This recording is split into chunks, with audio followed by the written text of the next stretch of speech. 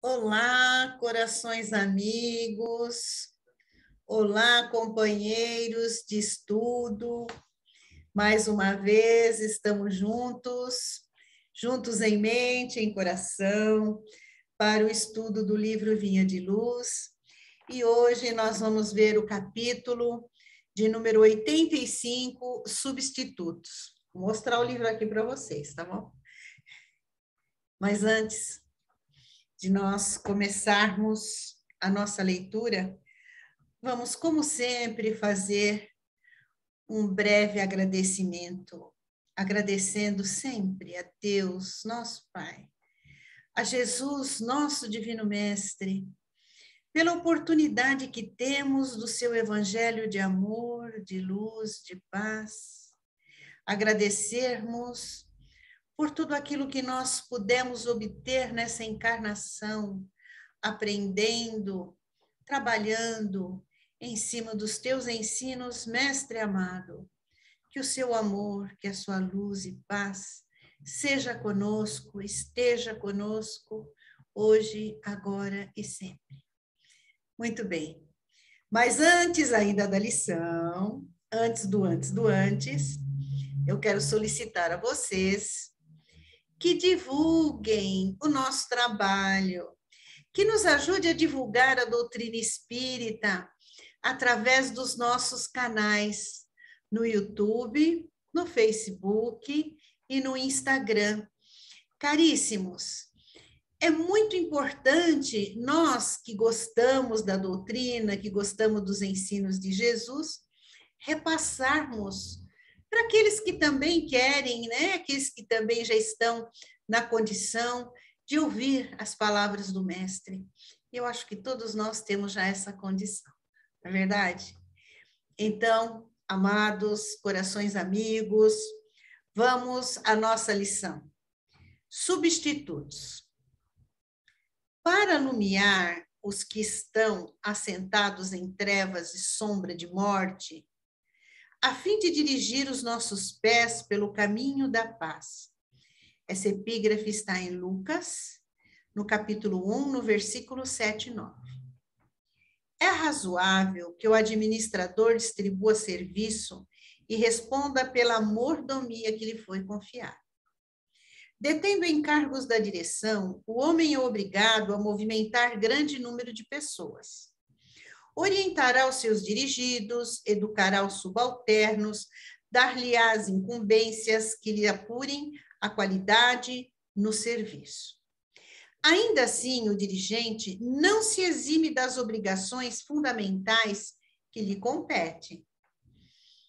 Se houve alguém que poderia mobilizar milhões de substitutos para o testemunho na crosta terrestre, esse alguém foi Jesus.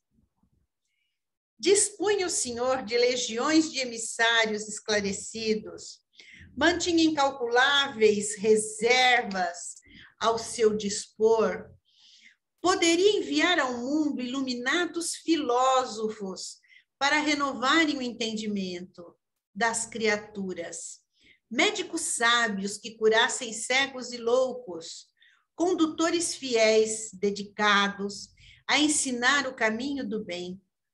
Em verdade, desde os primórdios da organização humana, mobiliza o Senhor multidão de seus cooperadores diretos a nosso favor. Mesmo porque suas mãos divinas enfaixam o poder administrativo da terra, mas urge reconhecer que no momento julgado essencial para o lançamento do reino de Deus entre os homens, veio ele mesmo, a nossa esfera de sombra e conflito. Não enviou substitutos ou representantes. Assumiu a responsabilidade dos seus ensinamentos e sozinho suportou a incompreensão e a cruz. Inspiremo-nos no Cristo e atendamos pessoalmente ao dever que a sua vida nos confere. Perante o Supremo Senhor, todos temos serviço intransferível.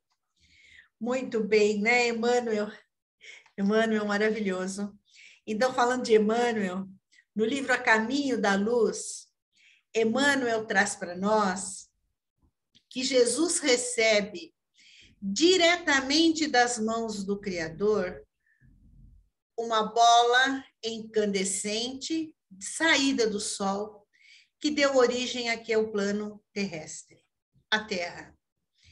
Jesus, o nosso governador planetário, ele recebeu a incumbência e, juntamente com uma pleiade de espíritos superiores, abraçou essa tarefa e está conosco há aproximadamente 4 bilhões e meio de anos, que é o que nós temos notícia pelos cientistas, né, da idade aqui do planeta Terra. Jesus não buscou substituto.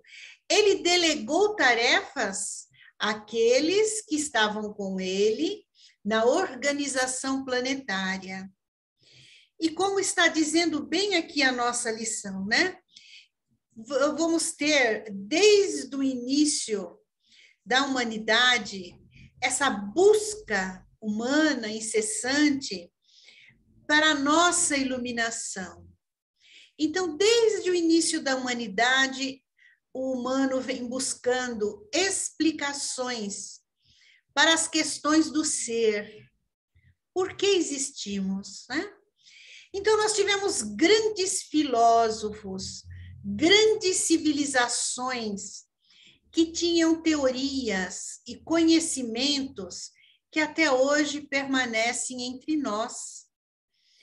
Mas, mesmo assim, Jesus veio em matéria até nós, sem a necessidade, porque ele poderia ter enviado, como está dizendo aqui Emmanuel, alguém. Mas ele enviou vários tarefeiros, vários espíritos iluminados, que foram auxiliando na nossa tarefa, foram auxiliando na iluminação do ser humano. No início do Evangelho segundo o Espiritismo, na sua introdução, Kardec coloca para nós que Sócrates e Platão são os precursores do Espiritismo. São quase 500 anos antes da vinda de Jesus. E eles já estavam preparando o caminho para que esse ser iluminado viesse até nós, nos trazer instruções de evolução. Da mesma forma que Sócrates e Platão, nós tivemos outros tantos filósofos, cientistas, religiosos, trazendo para nós mensagens de elevação, mensagens de que não adianta eu achar que o outro vai fazer a minha parte. A cada um será dado, segundo seu merecimento, não é assim?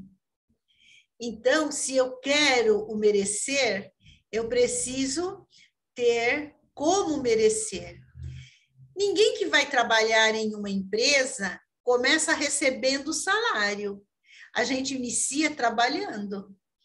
Depois dos 30 dias é que nós vamos ter o salário, né?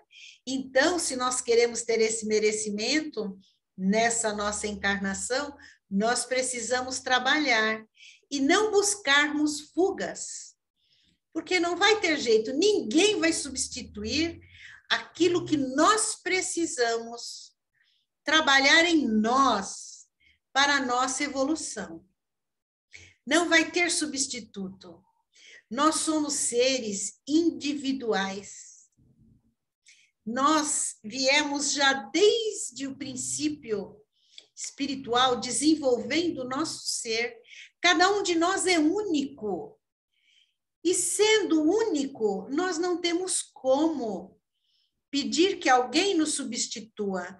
Eu posso dizer assim, para uma pessoa que eu mais amo no mundo: olha, na hora da sua partida, não se preocupe. Se você quiser ficar aqui no plano da matéria, eu vou no seu lugar.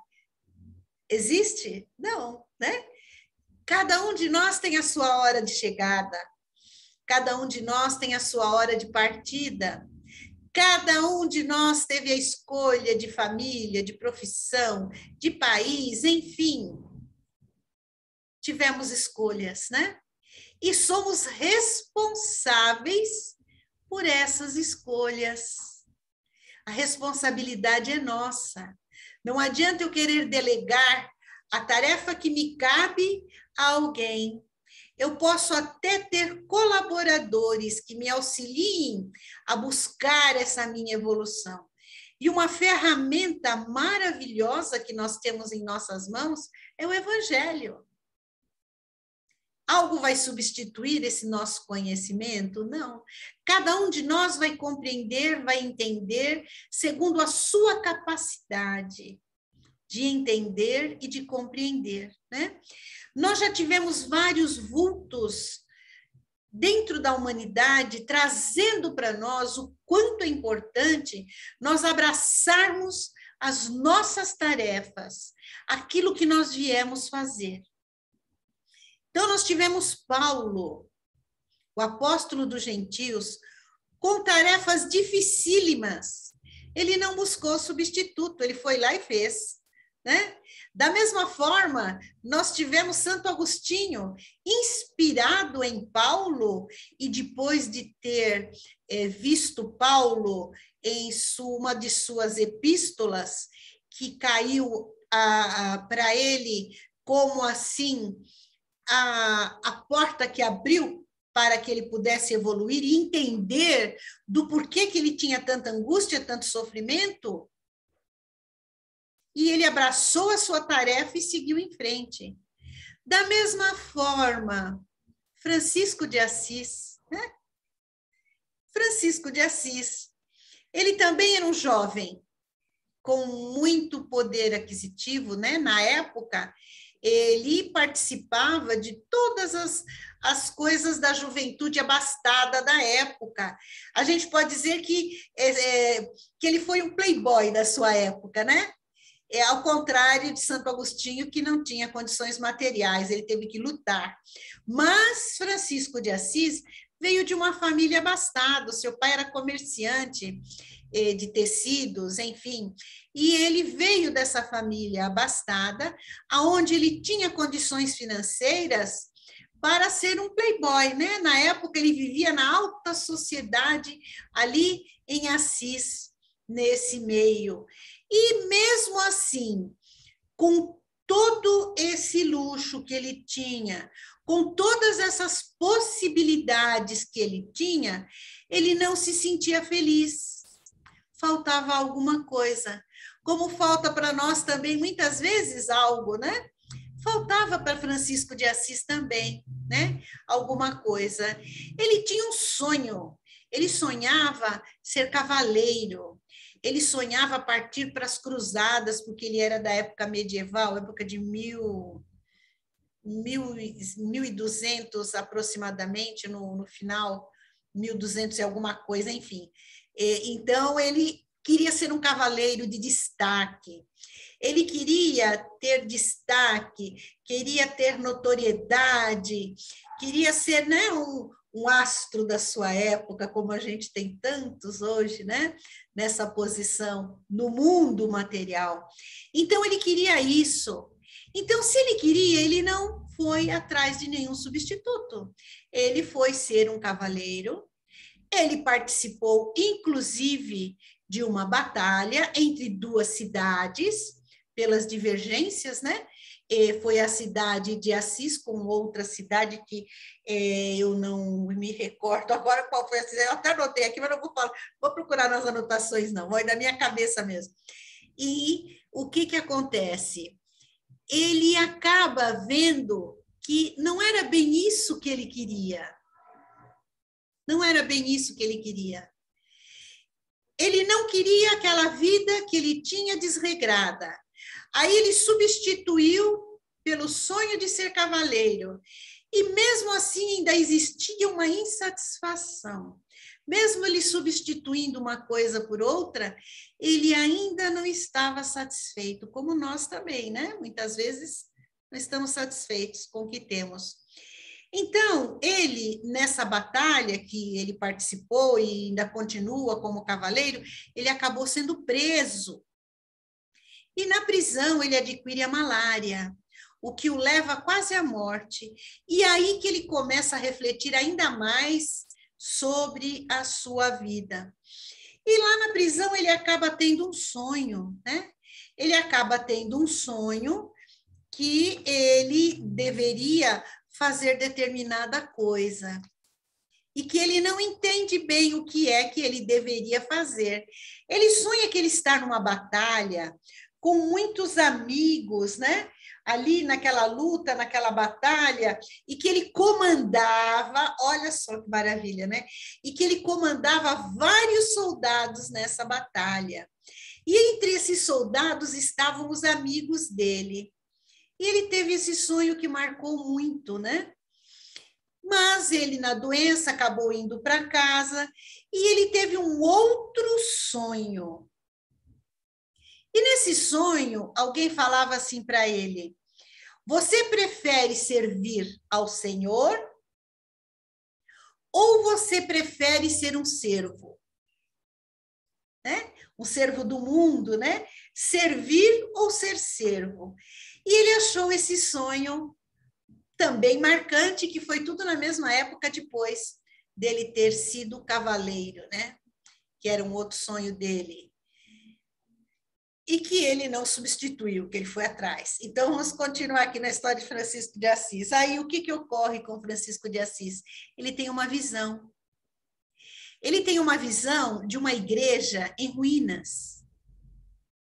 E nessa visão, ele ouve alguém que diz a ele, que pede a ele, que reconstrua a sua igreja. E ele fica com isso na cabeça, né? Que ele reconstrua a igreja. Reconstrua a minha igreja. Isso foi uma visão, né? Que ele teve. Nós precisamos lembrar que nessa época, né? Na época de Francisco de Assis, o papado dominava pelo medo, pelo pavor, tinham as cruzadas. Então, as pessoas, elas queriam até, tinham a necessidade da busca de um ser supremo, elas tinham necessidade da busca de Jesus, da busca do evangelho, mas isso tudo era vedado pelo papado, para que eles pudessem ter o domínio, né? E o espírito de Jesus, do Cristo, estava muito distante de todas essas coisas. E a população, ela estava como que abandonada religiosamente, dizendo, né? Falando. Então, nessa época, surgem várias seitas.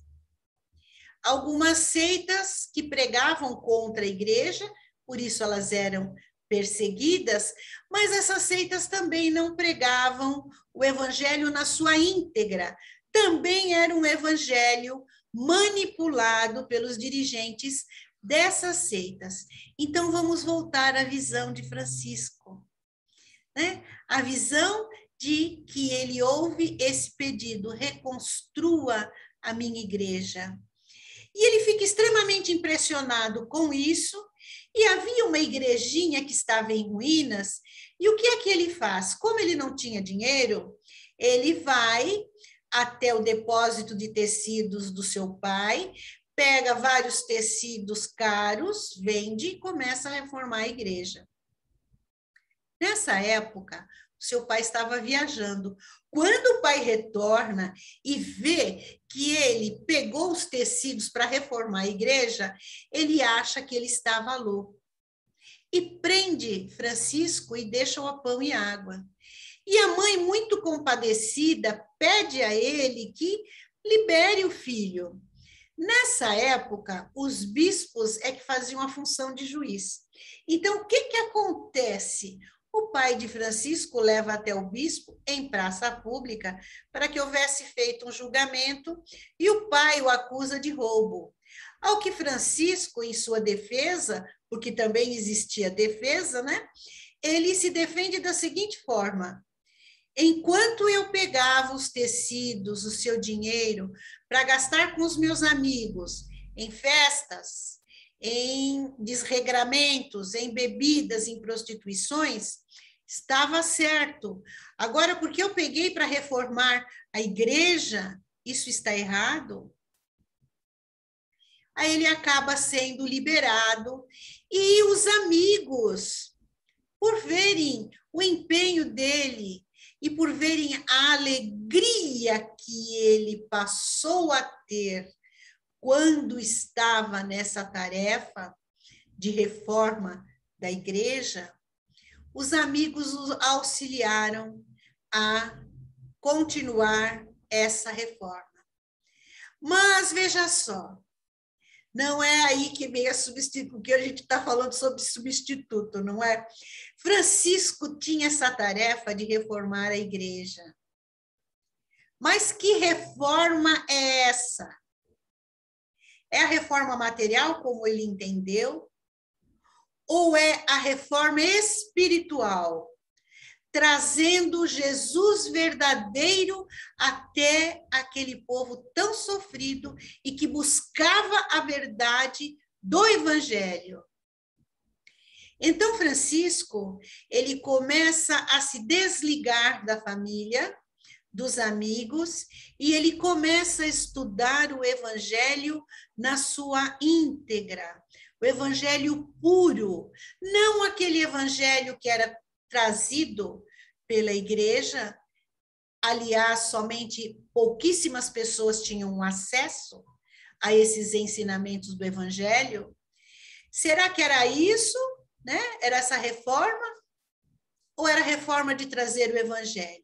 Ele não havia entendido muito bem, mas a obra dele acabou sendo a de trazer o Evangelho, o cristianismo, na sua essência, na sua pureza, que é aquele cristianismo sem ostentação de bens materiais, na sua simplicidade. Francisco faz voto de pobreza. Ele vai viver de uma forma simples e humilde, com uma única veste, muitas vezes andando descalço, mas trazendo a mensagem de amor, a mensagem verdadeira do Evangelho de Jesus. Francisco buscou substituto? Não, né? Francisco abraçou a tarefa, onde muitos foram até ele conhecer e acabaram entrando para esta mesma comunidade que deu origem aos franciscanos, né? E até Clara, uma das meninas adolescentes da época, se encanta com os ensinos e acaba fugindo da sua própria família e acaba fazendo também uma outra obra para as mulheres, que são as clarissas, que vão pregar também o Evangelho de Jesus na sua simplicidade e na sua pureza. Então, isso é um pouco da história de um espírito que não buscou substituto. Ele viu a tarefa, ele teve a visão da tarefa, não delegou a tarefa, mesmo sem condições materiais, as condições apareceram, e ele foi e fez. E até hoje nós estamos aqui falando da obra maravilhosa de Francisco de Assis. Gente, eu estou buscando aqui onde é que eu coloquei o meu vinha de luz. Eu estou numa bagunça só aqui, mas enfim, vamos lá nos nossos substitutos. Então, nós aqui na nossa encarnação, para a nossa compreensão, para o nosso entendimento, nós podemos buscar um substituto para as nossas tarefas? Vamos refletir, né? Todos nós sabemos que temos compromissos conosco, em primeiro lugar, como diz Jesus para nós, ama teu próximo como a ti mesmo, amar a si.